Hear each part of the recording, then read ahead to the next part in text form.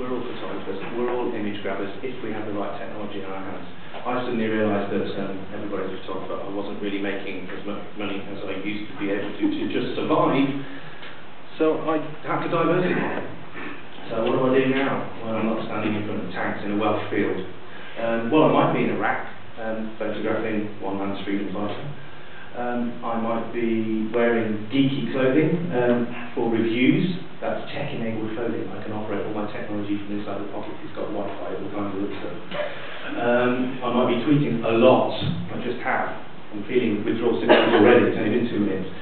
Or I might be a music photographer, because if you've been to Iraq and Glastonbury, you'll notice a lot of crossovers, especially around the campsite, refugees, friends of mine. So I'm doing as much as I can in the field of making and grabbing media.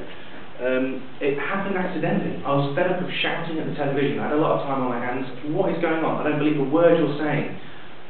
Sorry if there's anybody from the BBC in there. At the time, I thought, they just don't have the resources. They're all standing on a roof trying to document a war that's happening elsewhere. So I literally got a £70 return ticket to Turkey. I got an internal £30 flight to Diyarbakir. This is all the instructions you need if you want to go to Iraq at cheap. And as I came out of the airport, he said, "Iraq, please, taxi driver." And he was like, "Yes, please." Half of his car had been converted to a fuel tank so that he could help, along with the Western world, smuggle as much oil and fuel out as possible.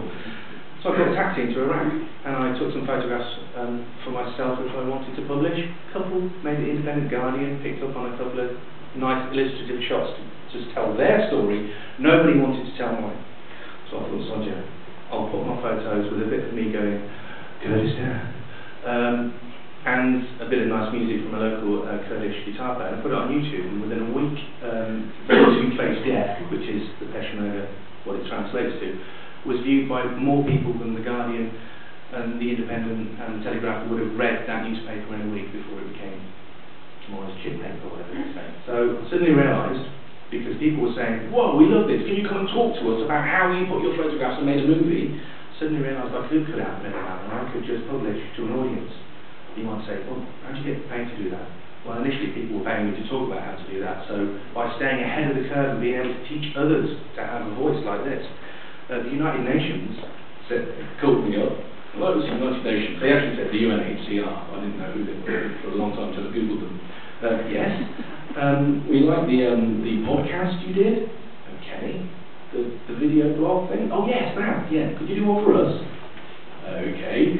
You've done kind of in Iraq. We'd like to get, and document the plight of the refugees. Okay. So I did Life in the Shadows, which was on lifeintheshadows.com. I turned up with a stills camera. They didn't realise that I hadn't got film because it was a slideshow. They said, "Where's your camera?" I said, "That's it. This is a Nikon camera. It's just stills." That's what the last thing was. So I just took lots of photographs, made it look a bit more movie-like, and through that. Online for them, documented 5 families which, fingers crossed, I believe all actually got help through that documentary. I thought, oh my God, I can actually do good with this as well, not just have a rant.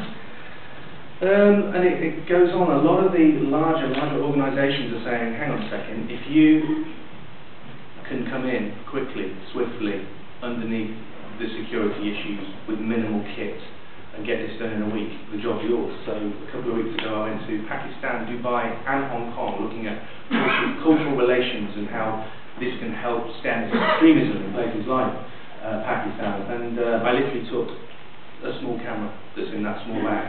I could either shoot 1080p, if that means anything to anybody, 720, 60 frames a second.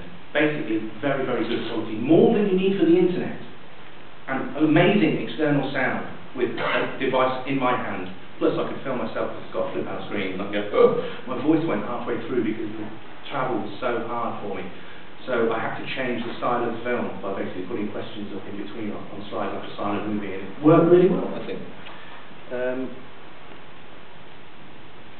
So initially I was so scared about the content I was throwing online, I created this avatar to hide behind it. I love Corda, the photographer that initially photographed Che Guevara, not particularly into Guevara's politics, but I am now stuck with this avatar. And when you're blogging the Prime Minister's speech and you are, as I tweeted, within throat-grabbing distance, I quickly changed that tweet after the curly-eared security people get closer to me. I suddenly realised that he was a little bit uncomfortable with the massive Che Guevara sticker on the front of my laptop. It's not Che Guevara, it's me.